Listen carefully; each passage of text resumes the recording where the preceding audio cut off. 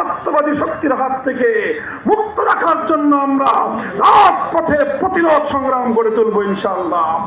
প্রস্তুত থাকবেন তো আপনারা বৃহত্তর ইসলামী ঐক্য করবার জন্য?